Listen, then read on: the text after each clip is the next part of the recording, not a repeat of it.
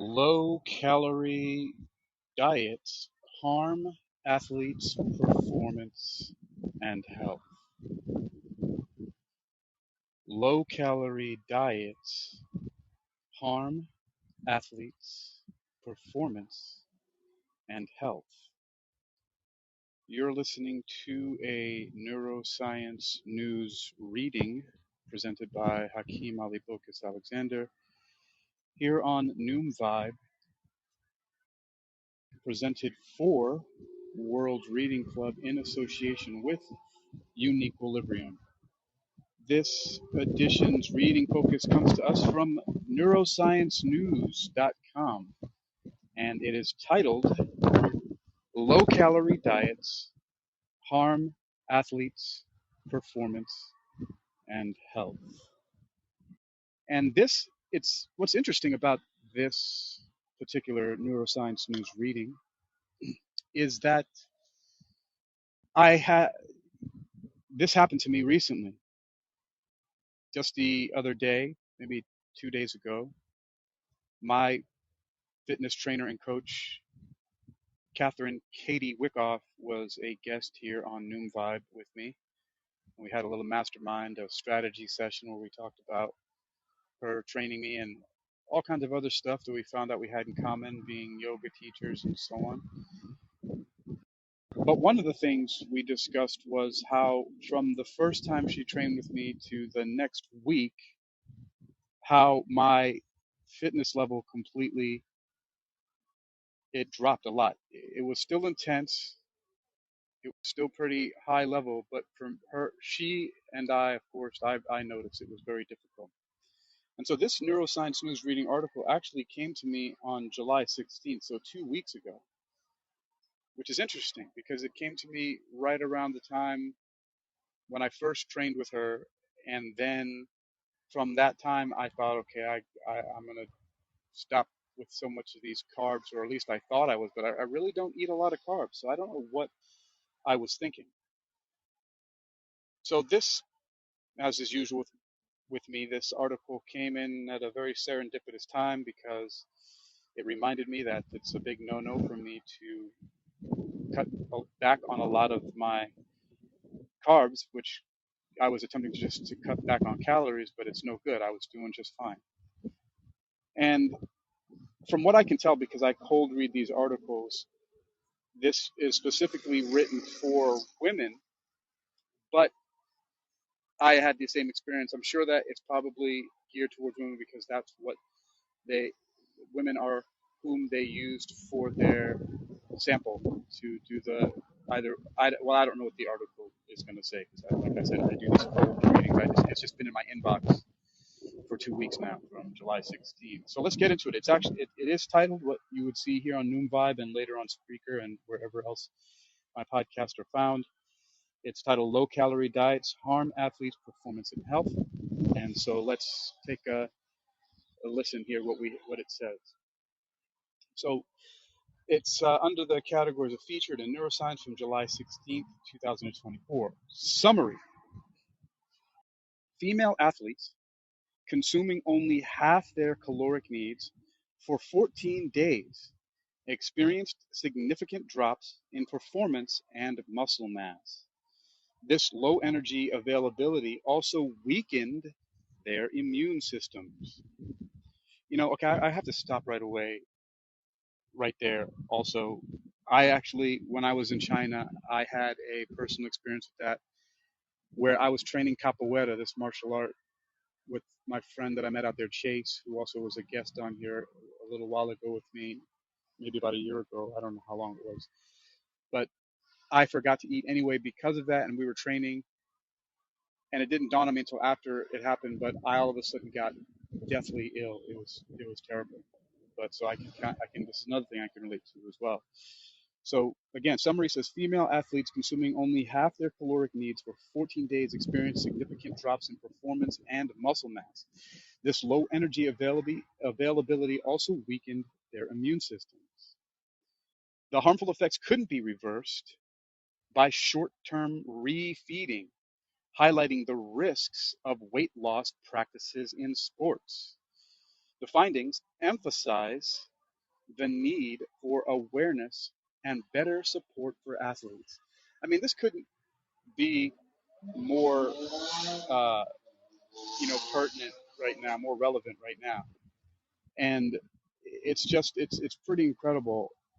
And like I said, the sample they probably use, that's why it's specifically talking about women, but it just happened to me recently and I'm just now recovering from it. Hello, Hi, Christina, how do you do? I'm doing well. This subject is actually on low-calorie diets.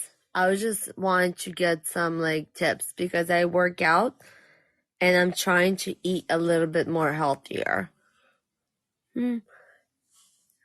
Yeah, so what, Hello? it depends on what kind of training and if you have any medical conditions and things like that. There's a Yes, lot of I factors that go into it. yes, I have epilepsy and I take medication, and I recently found out from my medication I could gain weight. So I Yeah, do. that's rather typical with a lot of the medications because of the steady state peak level that they have to get to in your blood in order for it to be effective, especially something like epilepsy where it has to cross the blood-brain barrier. Yes. Mm. But yeah, that's I mean, the thing is you want to eat healthier. The question I would have to ask is, what do you think about your diet that you're eating right now that is not healthy, and have you consulted your physician or a physician about this already?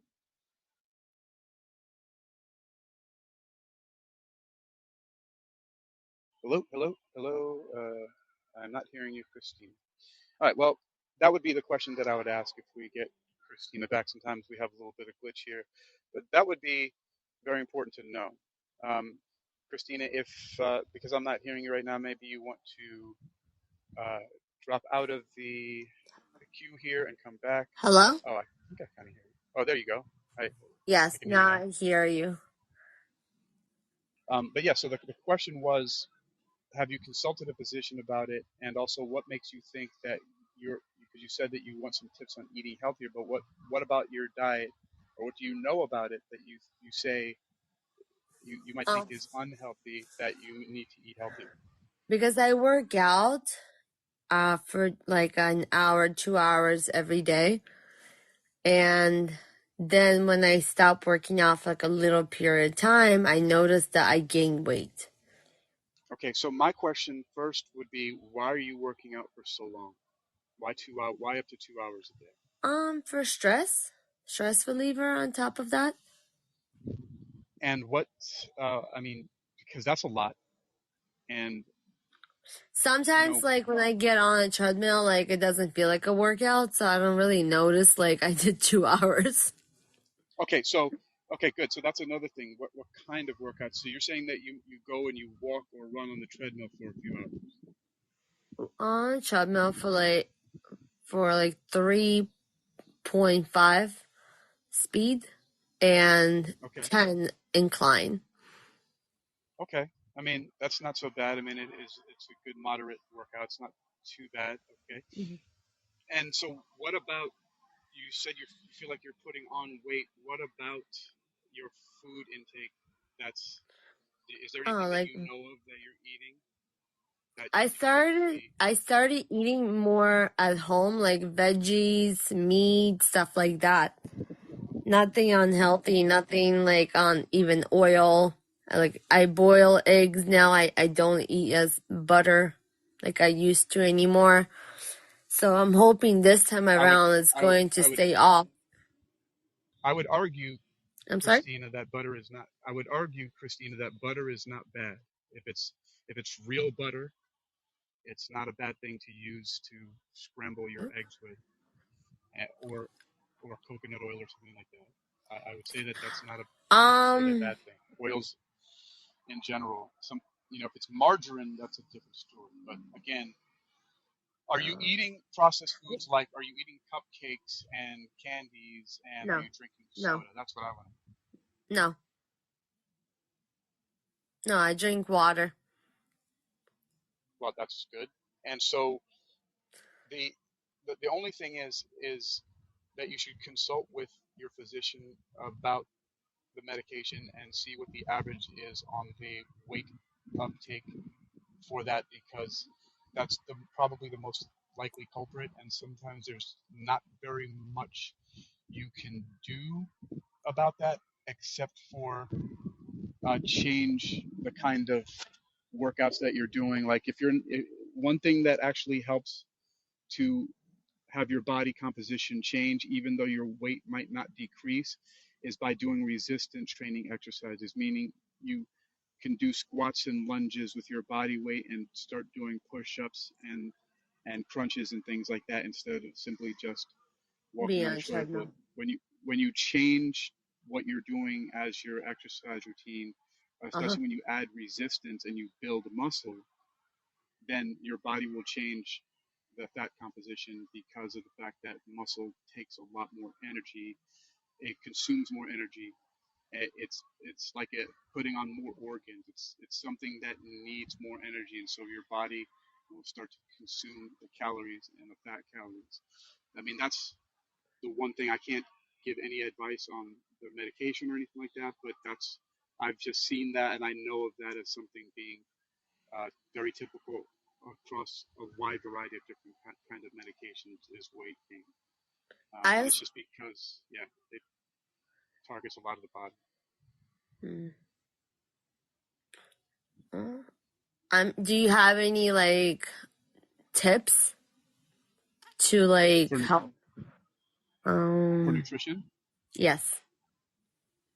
no, not specifically because I, unless I did a deeper assessment with you, I couldn't really say what it is that you need. But I can say that one thing just from hearing what you're saying is if what you're telling me is true, you don't really need to change your diet. You need to change the type of exercise that you're doing to shock your body a little bit more and change your body composition. If you feel like, because the one thing that you said is that you feel like you're putting on weight, and I would say to a lot of people, and some people have heard me say this before, but weight loss is not always a way to think about your fitness journey.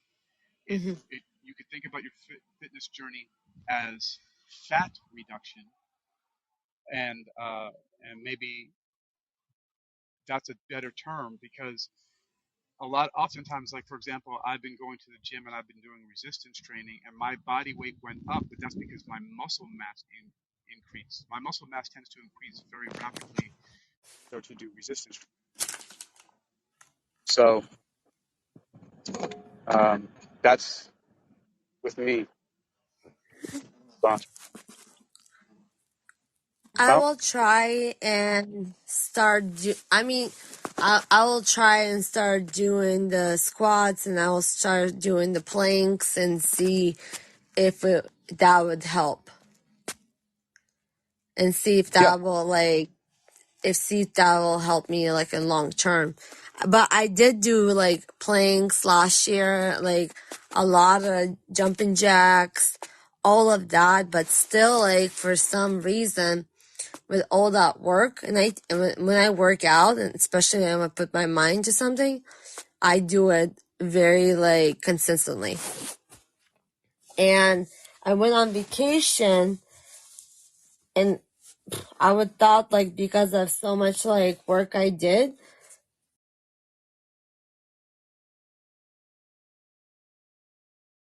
I wouldn't all right. gain some,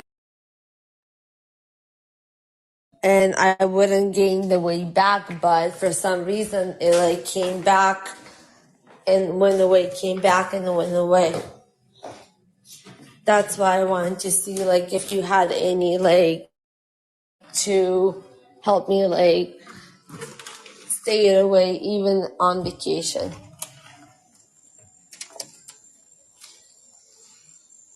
Hello? Hello? Yeah. Hello. Hello. Hello. Hello. Yeah, Hi there. it's coming in and out, Yeah. Let me and see what I can do here. it's raining. Yay. Of course. It has to rain tonight.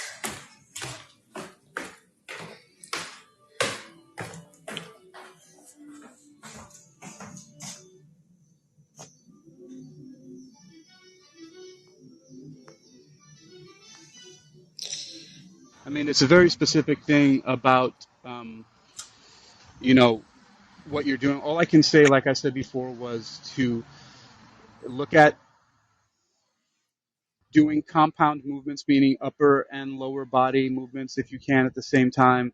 I would focus on very carefully and slowly moving into doing squats with your own body weight, doing lunges with your own body weight, and doing push-ups and crunches, like really basic stuff. Those are the basic, most well-known calisthenics or body weight exercises that anybody can conceive of.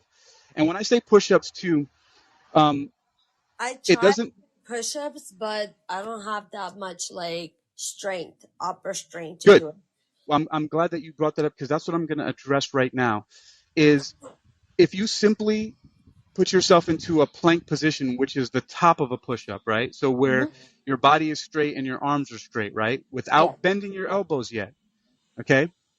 When you're Hmm. at the top position of the push-up, your arms are all the way straight, your body's all the way straight, your knees are not on the floor, it's just your toes, and your palms of your hands on the floor with your arms straight. From that position, you just slowly start to bend Hmm. your elbows going towards the floor. You don't drop down into it fast. You just slowly start going down. And as soon as you feel the point where you're like, if I go any lower than this, I'm not going to be able to push myself up, that's where you push up from.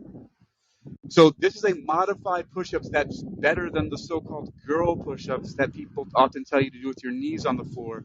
You start at the top position, your arms completely straight, your toes on the floor, your legs are straight, so you have a plank, a straight line from your head down to your toes, and you just slowly start to bend your elbows, even if it's a tiny bit, and then you push up from there. That is a push up. And so you can start there. That's a modified version, a way that you can do those push ups. You just bend your elbows a little bit and then push back up from there. And then, like, the only other things, like I said, are slowly but carefully, especially if you don't do these a lot, slowly, the same thing. Start in the lunges, you step forward and you slowly start going down as low as you can.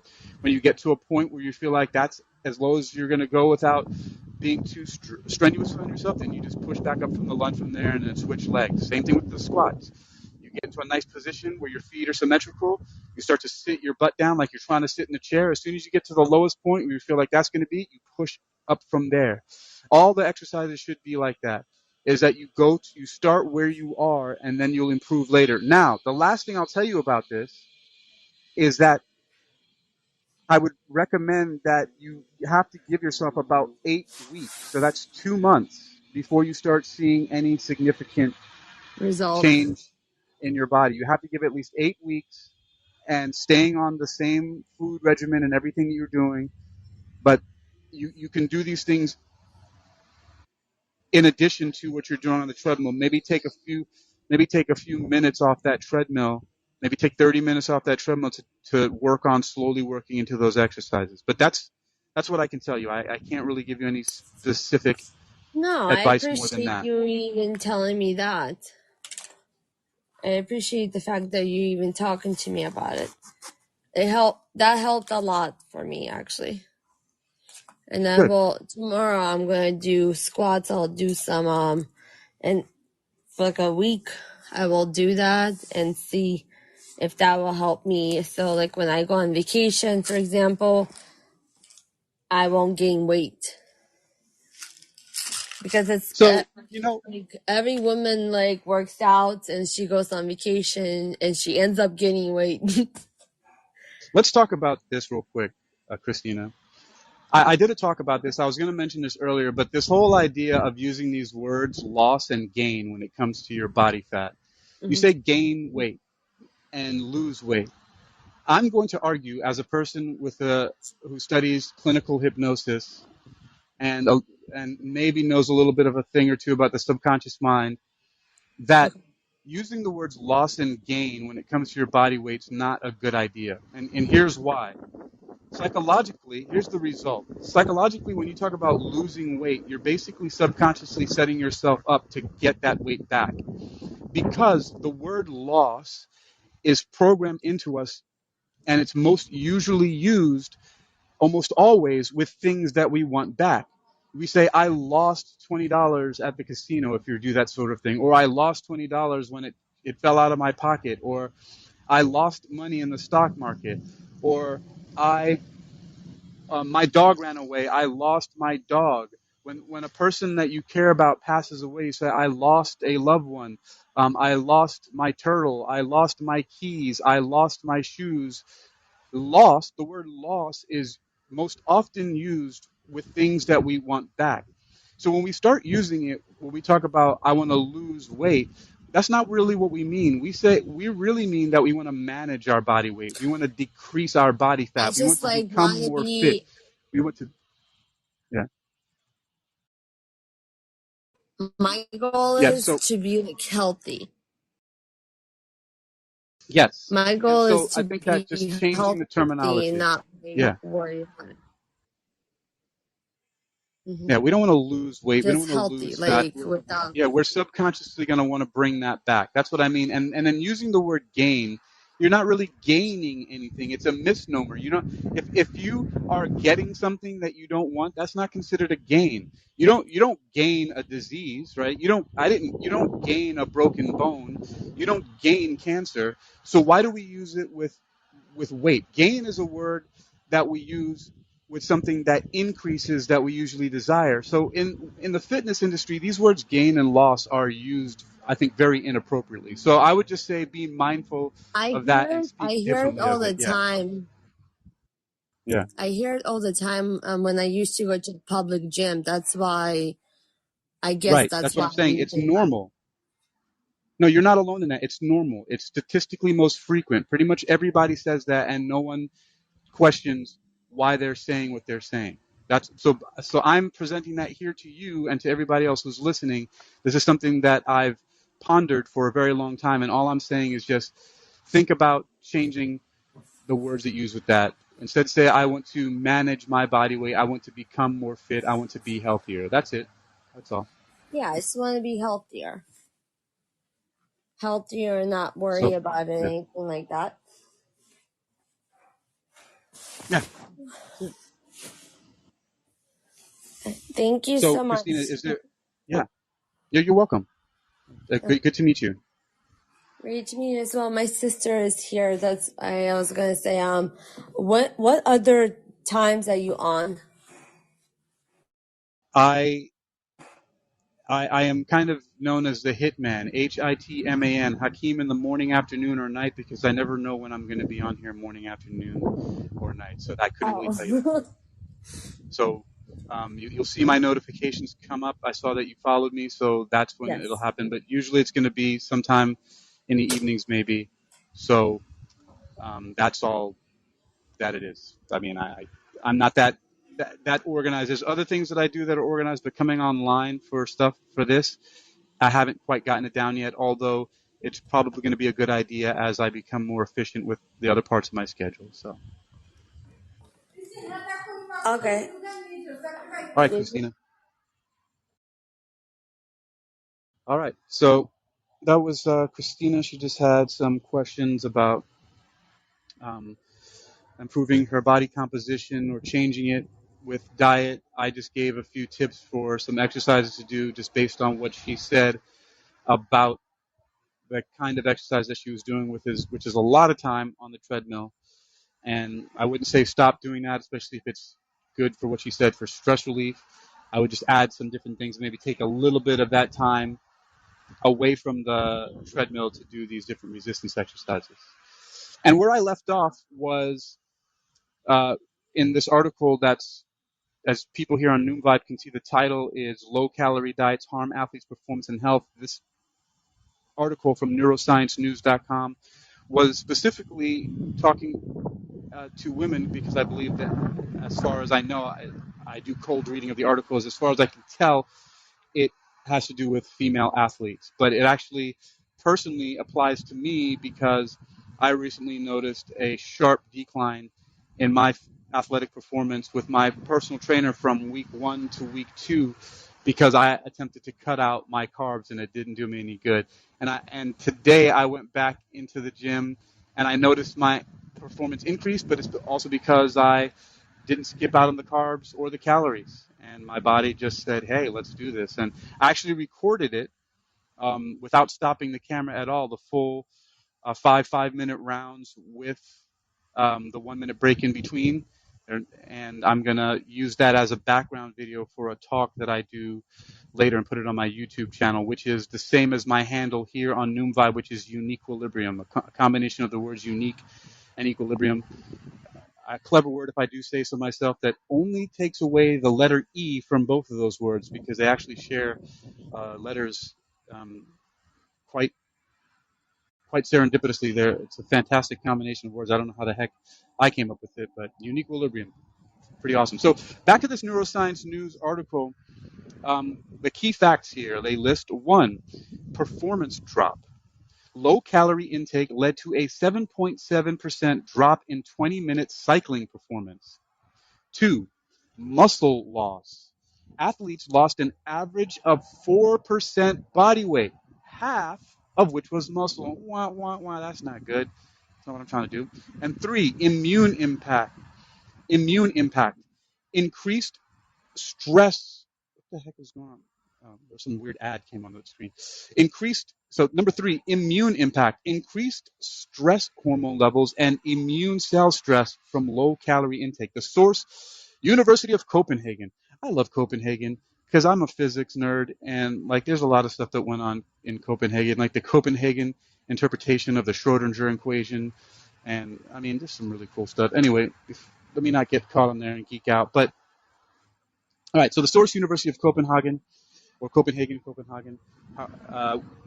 Continuing, whether selected to swim, row, or run in the Olympics, or gearing up to ride in the Tour de France, achieving the right weight has been a focal point of many elite athletes for decades. It could be to look lean and mean in a swimsuit or jersey, or to qualify for a certain weight category. But there is also a belief that losing weight enhances performance. So now, this belief is not completely unfounded, though, because I remember when I had some kidney issues years ago, and I went on a completely vegan diet for 8.5 months because I had no other thing that I thought would be a good idea to do. My body weight decreased dramatically, but also my performance went up once I got used to it.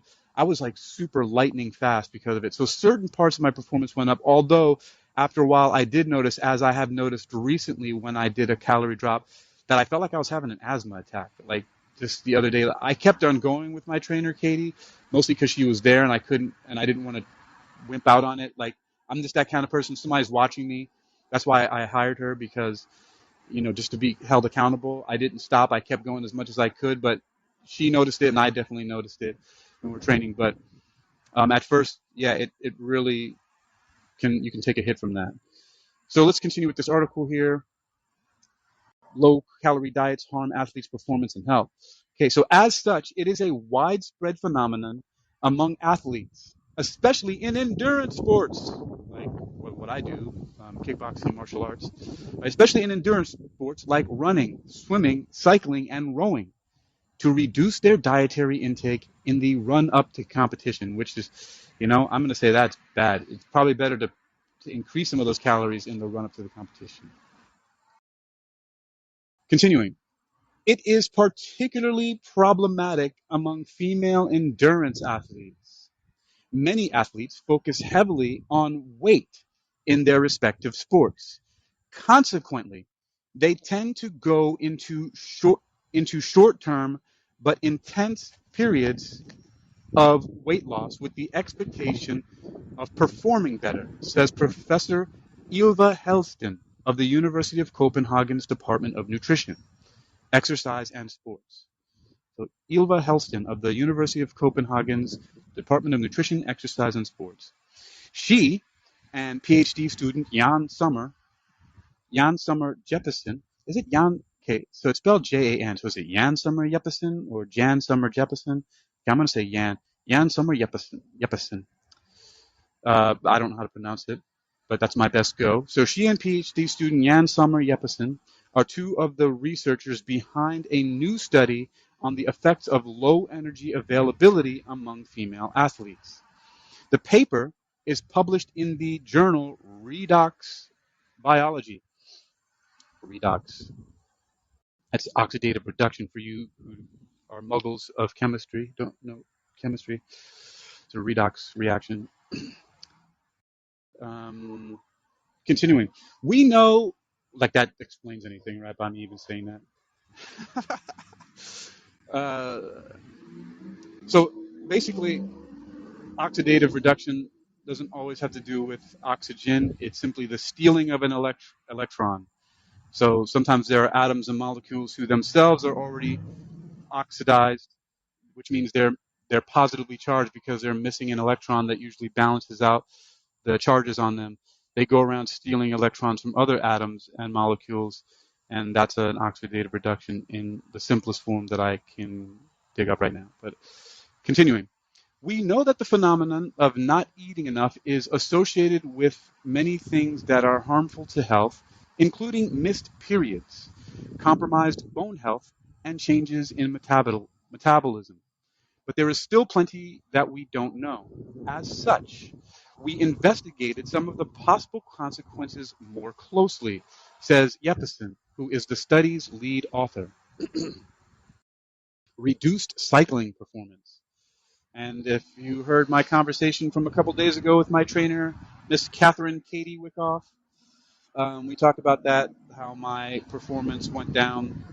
And it was just a week of me reducing my calories, specifically carbs. And when I first mentioned that to her at the gym, she says, "Oh yeah, that's part of it." Um, but I'm back on the up and up. And I recorded it today. I was training by myself, and also because the camera was there, I did put a little bit more into it. But there are some points where I had to slow it down a little bit. That'll be up later on my YouTube channel, Uniquilibrium. So continuing. For the study, the researchers recruited 12 female triathletes, all of whom had a normal energy intake. During one part of the trial, the athletes were given enough calories for 14 days, after which their performance was tested. The same athletes also went through a 14-day period during which they consumed only about 50% of their energy needs while sticking to their normal intensive training schedule. During the period with insufficient calories, athletes lost an average of roughly 4% of their body weight, about half of which was muscle mass, and they experienced a loss in performance. I have to say again, something I know I keep interjecting here in this article, but I think it's a good thing because I don't want to just be reading like a robot all the time. But I also noticed just something aesthetically, looking in the mirror, my body tends to rebound pretty quickly from a lot of things. But you would think this is counterintuitive, but I increased my calorie intake, I would say a lot, because I wanted to compensate because I was thinking to myself, man, my performance really suffered from this. And so I ate a lot of food, a lot of really good high quality proteins. I went to Whole Foods and I had some fruit and what else did I eat? Oh, I bought these muffins, but I didn't eat them yet. I'm saving them for tomorrow, or later tonight, or whatever. I know it's late, right? People say don't eat at night, but I'm like that. But I also I looked in the mirror and my body actually looks more muscular and stronger. So you would think it's counterintuitive, but I actually positively aesthetically changed my body composition by eating more calories and just continue my workout. I noticed my performance went up a little bit. It was better from 2 days ago, and then also from Monday. So it was better than Wednesday, and even way better than Monday when I trained with my trainer, Katie. All right, so continuing. So this article, I'm just also just relaying this because I've just noticed a lot of similarities between this article now as I'm cold reading it and what actually happened with me. I mean, that's why I'm also reading this again, this right now, even though it landed in my inbox 2 weeks ago. I never read it. I just saw it and I thought, oh, that's really good. That would be a good one to continue on my World Reading Club series on Noom Vibe because, of course, Noom Vibe, it's geared towards health and fitness, specifically, exercise science, fitness, and the mental game, the psychological, behavioral part of fitness and exercise. So but I don't know why I didn't read it right away. But hey, everything happens for a reason, and here we are. So continuing, the 14 days of insufficient food intake reduced their performance by 7.7% in a 20-minute time trial on a bike, which is quite significant. And during a more intense short-term test, their performance slid by as much as 18%. So there is no doubt that this practice greatly impairs one's performance as an athlete, even over shorter periods of time, says Yepesen. Yeah, I mean, again, I can completely relate. Again, if you listen to the mastermind session, which was really like a strategy session, just a casual conversation I had with my trainer here on Noom Vibe a couple of days ago. I think it was it Monday or Wednesday? Yeah, it had to be Wednesday after I saw her at the gym. But and we didn't train that day. We trained on Monday. But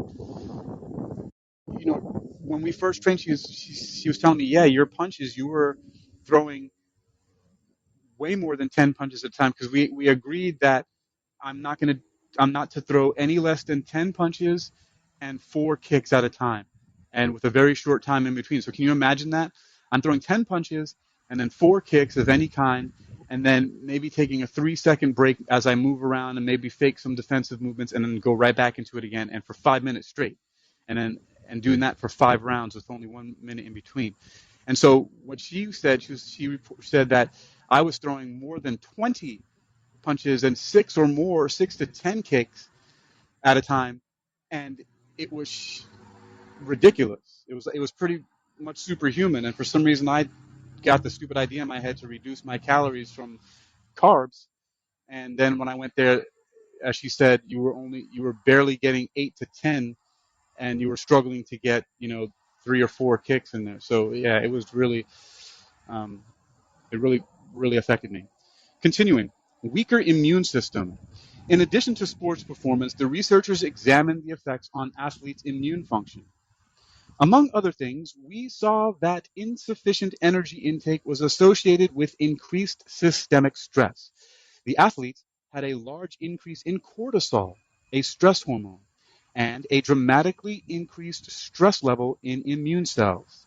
This suggests that there is a quite severe impact on several aspects of the immune system if one doesn't eat enough.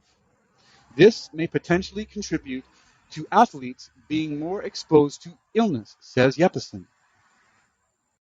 The researchers hope that the results of the study will help create more awareness of the phenomenon. Many coaches continue to pressure athletes to lose weight.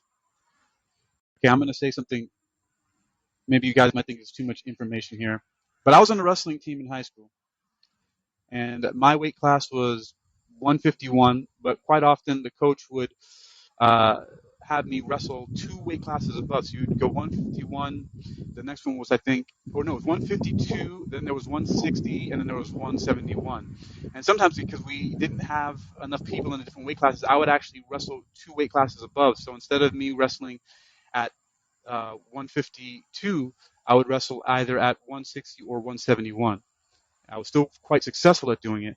But when I was wrestling at the 152 level, I had this strange habit of always going to take a poop before I would. And somehow, can you believe this? I would. It seemed like I would drop 5 pounds.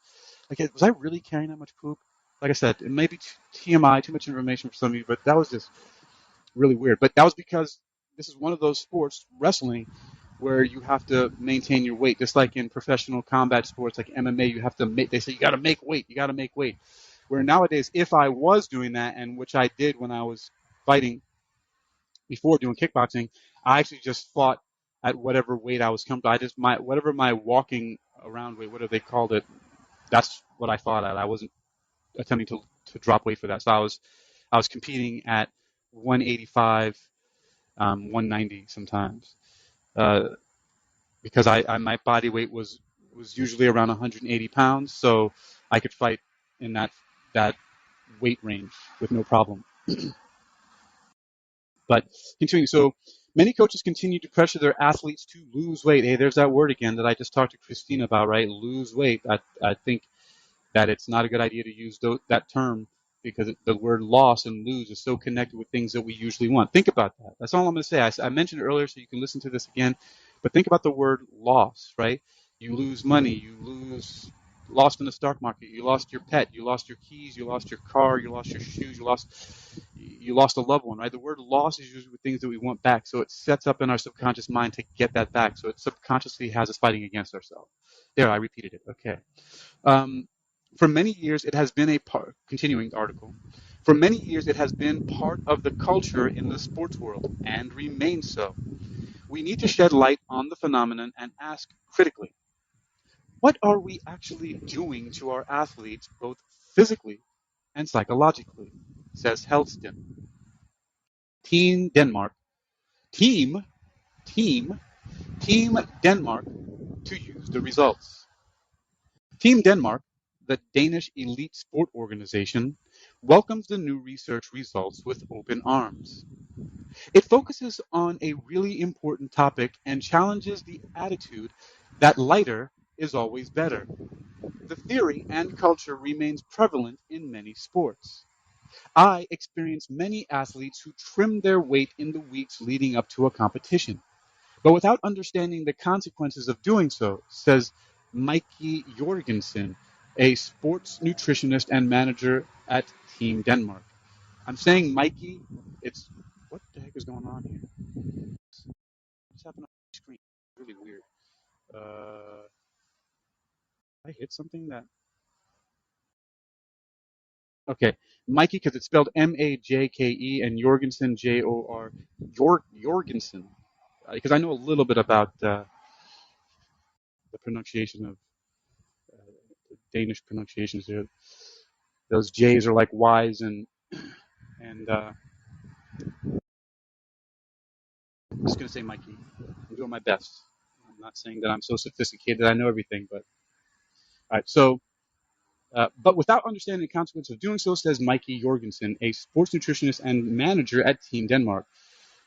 She sees the results as useful knowledge that can support a message that Team Denmark has been trying to promote. My experience is that elite athletes and coaches are curious, but need research that backs up any critiques of the phenomenon. Here, the fact that the test subjects are actual athletes is a major strength, so that the results can be transferred to the athletes and coaches that Team Denmark supports.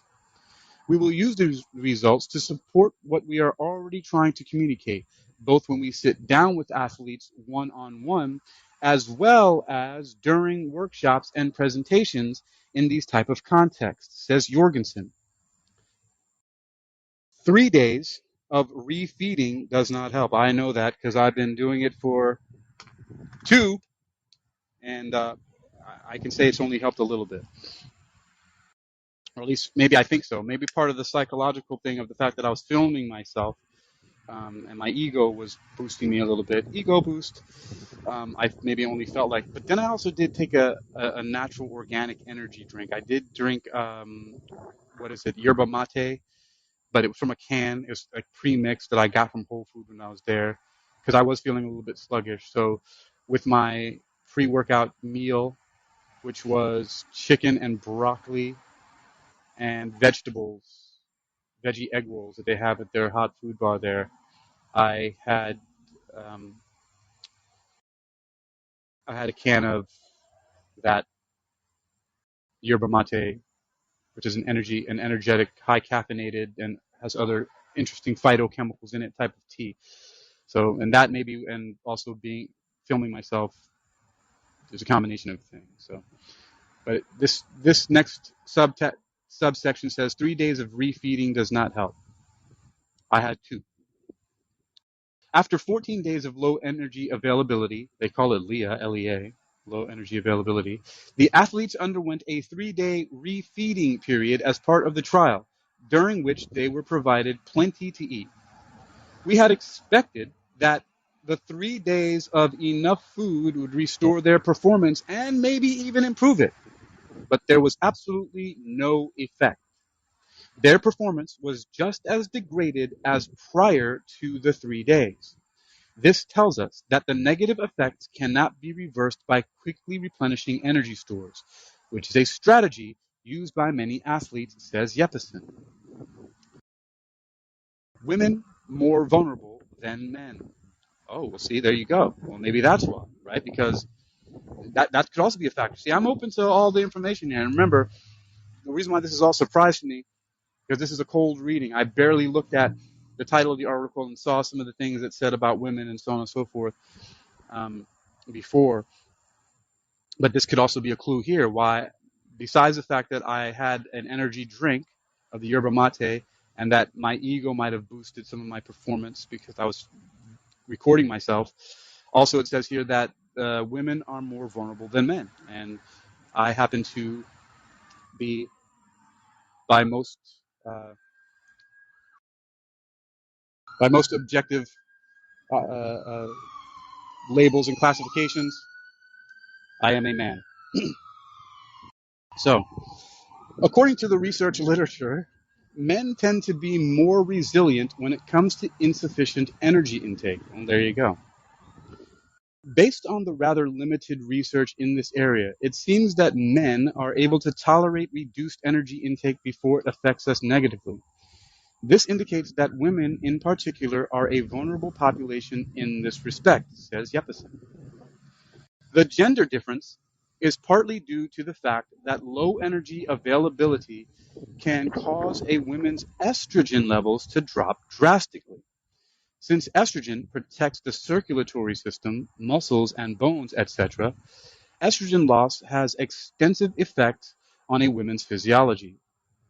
Helston points out that the harmful effects of not eating enough for long periods of time, especially in women, can therefore also be lifelong. All right, ladies, look out.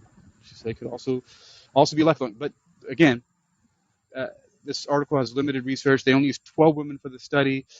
Not that it's not valid, but she says that it could be, right, and it can therefore be lifelong. So just be careful about that. So about this diet and exercise research news, the author was Ylva Helston. The source is the University of Copenhagen, and the original research comes from an uh, open source access article that is titled "Low Energy Availability Increases Immune Cell Formation of Reactive Oxygen Species and Impairs Exercise Performance in Female Endurance Athletes" by Ylva Helston and others in Redox Biology.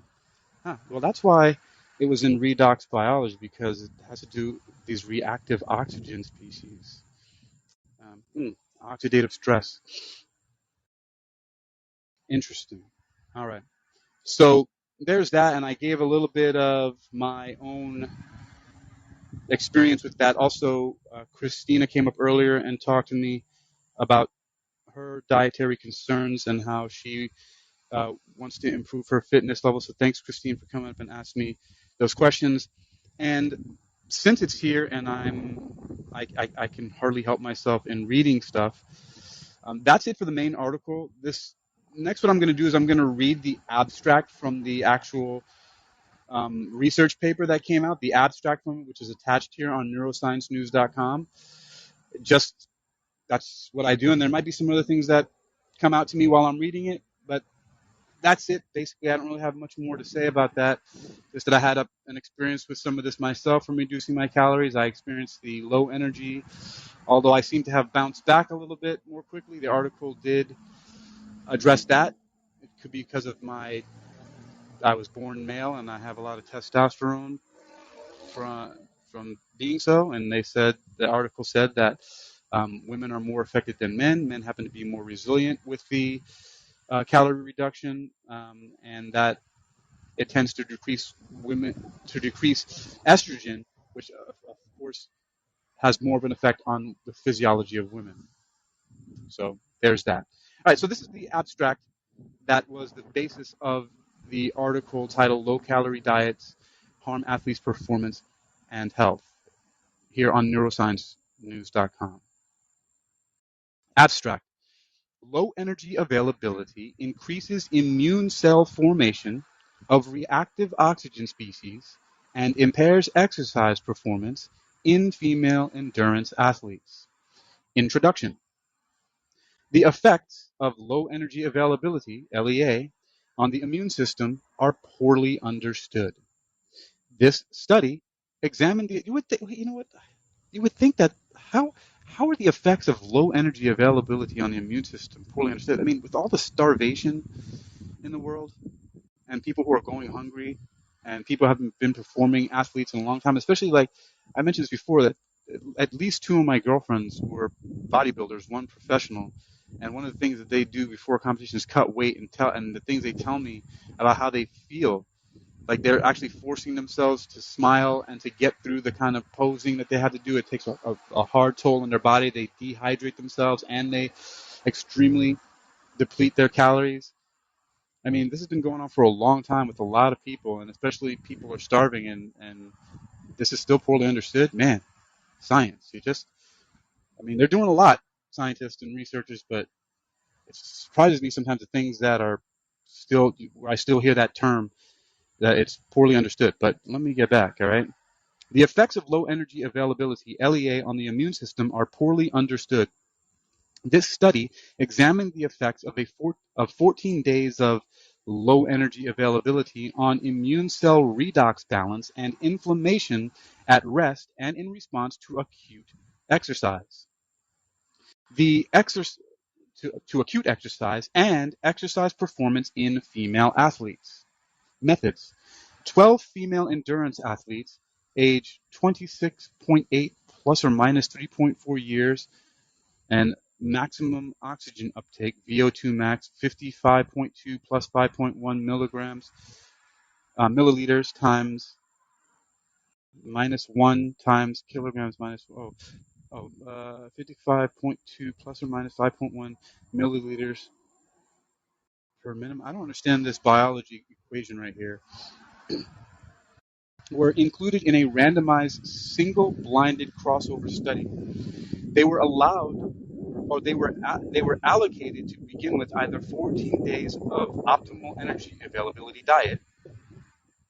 Okay, so that it's calories. What did they say? That wasn't in the first equation. Okay, 52 plus 2 kilocalories per kilogram fat-free mass (FFM), or low energy. Low energy availability diet. Oh wow, it's almost half. So they went from 52 plus or minus 2 calories down to 22 plus or minus 2 calories per kilogram of fat-free mass. And the fat-free mass means their fat-free mass, so meaning their muscle and their bones.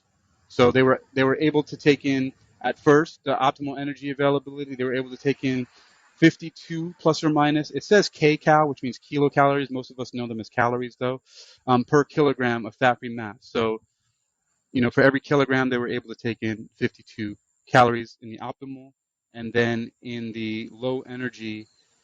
um, the low energy availability, they were only able to take in 22 uh, calories per kilogram of fat-free mass. Okay, followed by 3 days of refueling, OEA, with maintained training volume. So basically, they at first 14 days they had 52 calories per kilogram of body mass, lean body mass, and then after that they had to reduce to 22 calories per kilogram of lean body mass, and then they had 3 days of refueling with maintained training volume, meaning they kept up the same training, right? So peripheral blood mononuclear cells, PBMCs, were isolated, and plasma obtained at rest before and after each dietary period.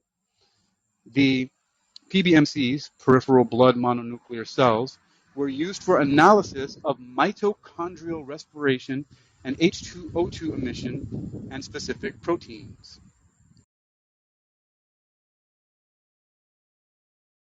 Exercise performance was assessed on cycle by a 20-minute time trial and time to exhaustion at an intensity corresponding to approximately 110% of their intensity. I'm not gonna. It's the maximum oxygen uptake or VO2 max, but that's what it was. Um, so around 100%, 10% of their intensity. The results: the low energy availability was associated with a 94% increase in the PBMCs, which that is what they were looking at, the peripheral blood mononuclear cells, NADPH, oxidase 2 protein content, and a 22% increase in systemic cortisol, which is that stress hormone they were talking about earlier. Low energy availability also caused an alteration of several inflammatory related proteins. Acute exercise augmented H2O2 emission in PBMCs following both refueling and low energy availability, but to a greater extent following low energy availability. Low energy availability also reduced the mobilization of white blood cells with acute exercise. After low energy availability, performance was reduced in both exercise tests, and the reduced time trial performance remained after the 3 days of refueling. So, after low energy availability, performance was reduced in both exercise tests, and the reduced time trial performance remained after the 3 days of refueling. Okay, so this is just reiterating that the 3 days of refueling didn't improve it. But this is mainly in female athletes. So the conclusion here is 14 days of low energy availability in female athletes increased cortisol levels and had a pronounced effect on the immune system, including increased capacity for ROS production, altered plasma inflammatory proteome, and lowered exercise-induced mobilization of leukocytes. Furthermore, LEA, low energy availability, resulted in a sustained impairment in exercise performance. Okay, so that's just basically the scientific article version of the article I read earlier titled Low-Calorie Diets Harm Athletes' Performance and Health. And the just to repeat what those key points were so we can make sense of what I just read, right? Because sometimes I need to clarify this myself. But the key facts are that there was a performance drop.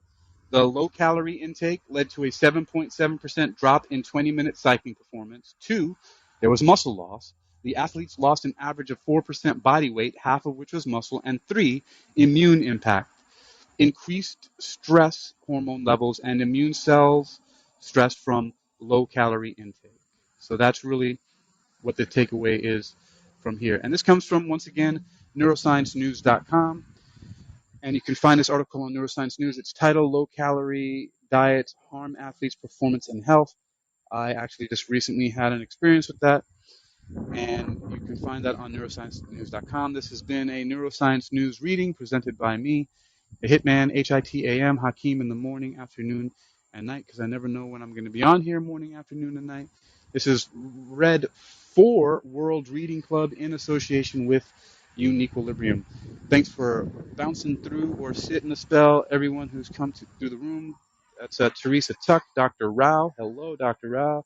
Tanya Gonzalez, Christina Akabov. Thanks for coming up and saying hello. Deborah Camus, Ashley Bell, Ashley Layden, Ann Horan, Sarah Lee, Kiona Barnes, Tina Corley, DJ Bill, Wandering Fool, hello, Derek Rudolph, Ruby Tucker, Eugenia Goodwin, Davina, hello again, Davina, Jennifer DeMarco, Cara Eberl, Tracy Lorraine, Barbara B., Karen Distad, Bridget Rochelle, Natasha Kleinhans, Catriona Clark, Ashley Etheridge, Heather Braswell, Samantha Garner,